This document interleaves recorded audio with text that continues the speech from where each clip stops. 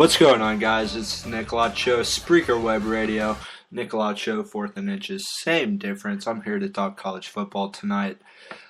What I saw in week one, I'm going to break down Texas Tech's win over SMU, A&M's win over Rice, talk about Johnny Manziel a little bit, and the game of the week, Clemson and Georgia. So, in this first segment, I'll talk about Texas Tech, what I saw from Baker Mayfield, walk-on, true freshman. Absolutely outstanding, honestly. First two drives, they were faced with a 3rd and 5, 3rd and 7 situation. Both drives, he converted the pass for a first down. So it was a great start to the game. He hit a rough patch there in the second quarter. Just made some bad reads, threw some dumb passes, but for the most part, 464 yards, 4 touchdowns, and a rushing touchdown. That's not too bad for your first college game. And what I saw from this defense, granted, I love the defense from last year. DJ Johnson, Cody Davis, Trey Porter, all those guys, I love them. I love what they did defensively last year. But this defense this year, they come with a new mentality. They're ready to fight. They're ready to go out and get this Big 12 championship, honestly. I know many of you think that's a long shot with first-year head coach Cliff Kingsbury, but anything's possible. That's the way I see it. And if the cards all fall into place, that would be great. That's dream season for Cliff Kingsbury, his first year at his alma mater. So, honestly, guys, I expect the Texas Tech Red Raiders to go 9-3. If they went 10-2 and somehow won a conference championship, you're going to have to beat Oklahoma State. You're going to have to beat Oklahoma. You're going to have to beat Texas. And those are the three teams I have them losing to. Like I said last week, dream season for them, 10-2 with losses to Oklahoma and Oklahoma State. Oklahoma State's a great team. You saw what they did to Mississippi State this weekend. When I saw that first drive of that game, I thought that game was going to be back and forth all day. Mississippi State controlled the running game. They just melted time off the clock, didn't want Oklahoma State's offense to be on the field, and then Oklahoma State quickly took over. So I really liked what I saw from Oklahoma State. I think that's going to challenge a lot of teams in the Big 12, Texas Tech included in that. And Texas Tech, I'm really excited for this team this year, guys. Based on what I saw, their defense is flying around with the ball. They have this whole new energy and intensity. I don't know if that's Cliff Kingsbury being there. They're playing for a coach that, I'm not saying nobody wanted to play for Tuberville, but Kingsbury obviously is going to be a more liked guy. And, they're just flying around to the ball. I don't know if it's the new youthfulness Kingsbury brought into his coaching staff. Like I said last week, they have bunches and bunches of former players that are in their early 30s. So, they're 10 years older than these kids that are playing for them. So, you're going to respect them to a different level. No, let me rephrase that. I actually don't know how I want to phrase this, but the way I see it, these guys are going to perform better under Cliff Kingsbury than they would under Tuberville. And that goes to, it just goes to show you how they performed in the first game. They put up a lot of points. That's typical of Texas Tech's offense. And granted, Garrett Gilbert and the SMU offense didn't really do all that much. It was, 6-3 at the end of the first half. 2 field goals by the Texas Tech offense. Are you kidding me? That just doesn't happen. And I was really excited to see what they came out with in the second half. I really liked the zone read they ran with Kenny Williams. He's, like I said before, he's a great back. And at Texas Tech, he probably doesn't get the recognition that he would get if he went to a more running-prone school. So Kenny Williams, great back. He's effective in the passing game out of the backfield. I expect Baker Mayfield or Davis Webb or Connor Brewer, for that matter, when he gets back, to throw to him a lot on the screenplay. And now that I brought that up, that makes me kind of want to go on a tangent right now. Connor Brewer, when he gets back. He was going to be the starter going into this year. Back troubles, can't play first game of the year. But with Baker Mayfield playing as well as he did on Friday night, I don't see any reason to put Brewer in the game. Yes, Michael Brewer is a great talent. He can sit in the pocket and distribute the ball to whoever he wants to, and he's effective in making plays on the ground. But you have to see it from Mayfield's point of view. Well, say Brewer comes back in a couple weeks. You have to see it from Mayfield's perspective. Say he does really well this weekend against SFA, and he says, "Okay, coach, well, I played 2 solid games for you, and you're just gonna." And I don't see Cliff Kingsbury making a quarterback change unless something drastic happens. And so I expect Baker Mayfield to be a starter for a while. I obviously don't know what goes on behind the scenes. Whether Michael Brewer will be able to play in the next couple of weeks or not, that remains to be a mystery. So that is to be determined. But for now, Baker Mayfield's a starter. I liked what I've seen out of him so far. And I think he will do great things for the Texas Tech offense this season if he were to remain the starter. Going to take a quick break, guys. Nick Lott Show, 4th and Inches, Spreaker Web Radio. Thank you for tuning in.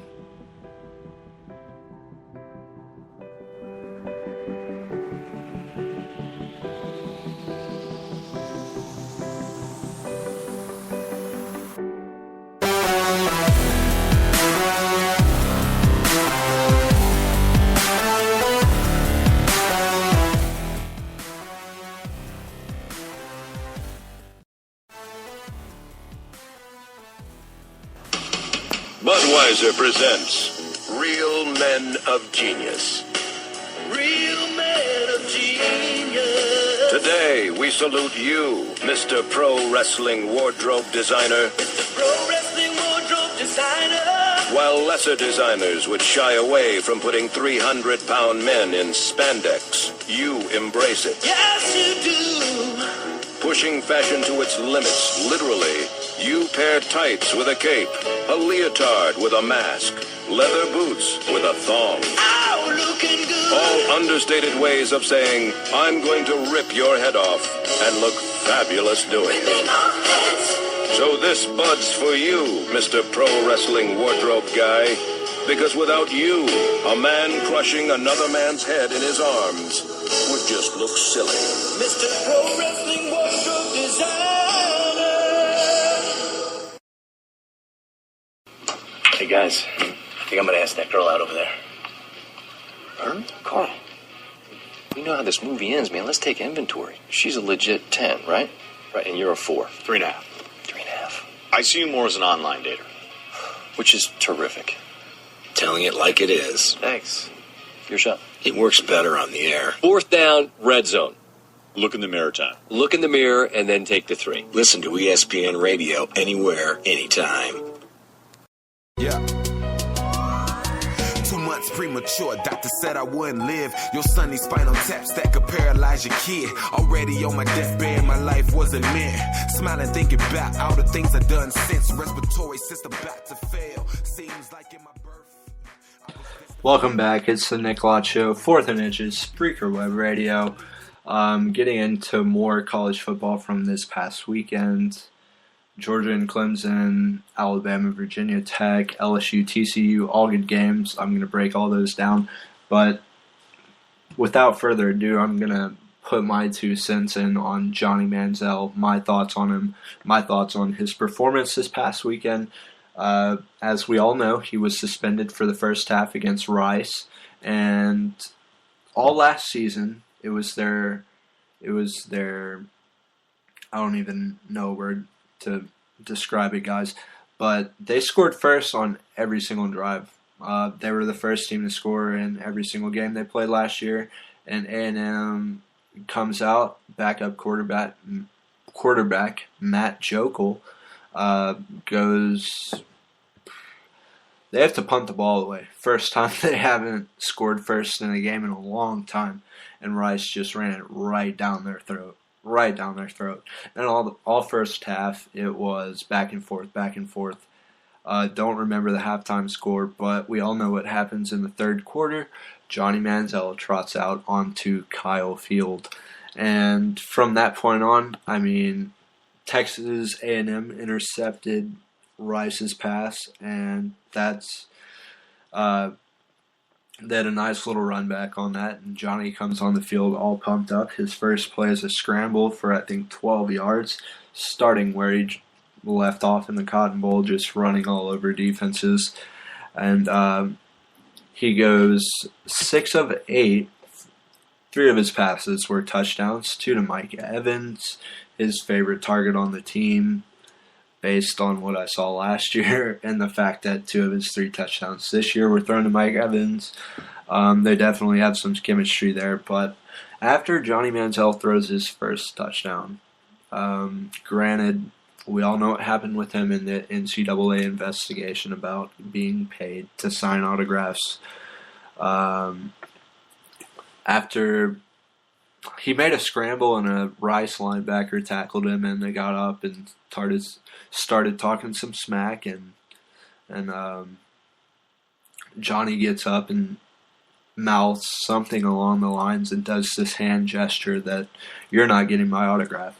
And anyway, later on in the quarter, Johnny Manziel throws a touchdown strike to Mike Evans, and he does this little show me the money sign with his hands.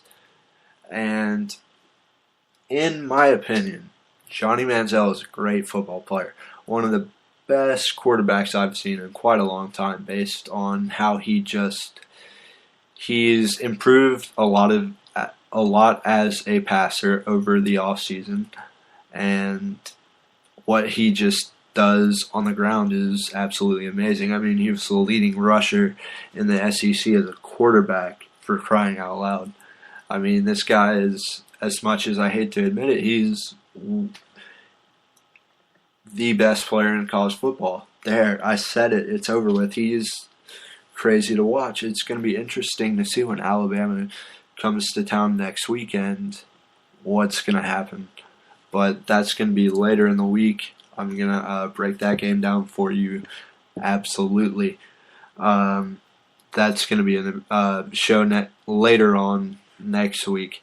But, I mean, Johnny Manziel, there was so much talk about him this weekend. He got suspended for the first half, and he got an unsportsmanlike penalty, and someone benched him for the rest of the game. And during this, he throws another touchdown pass to Mike Evans, and him and Johnny Manziel and this cornerback go at it, start talking to each other, and Johnny's back was turned to the cameras, but you see him point up at the scoreboard in one of the end zones at Kyle Field, and you kind of get the fact that he was saying, "Dude, do you not see the score? Like, why are you trying to talk trash to me?" And he gets a personal foul. Kevin Sumlin benches him for the game, and as he's walking off the field onto the sidelines, Kevin Sumlin is just absolutely tearing him a new one. And he just kind of walks by him. It goes in one ear and out the other, so to speak. And all these guys, Lou Holtz, Johnny Manziel's just being a little immature. I don't think he's representing the university very well, acting the way he is. And he's a great player, but, I mean, he's just acting really, really stupid right now. And how Lou Holtz keeps a TV job with the speech impediment that he has, I have no idea. I get that he was a great coach back in the day with Notre Dame, Arkansas, and wherever else he coached. And but Johnny Manziel, I mean, he's got that mentality.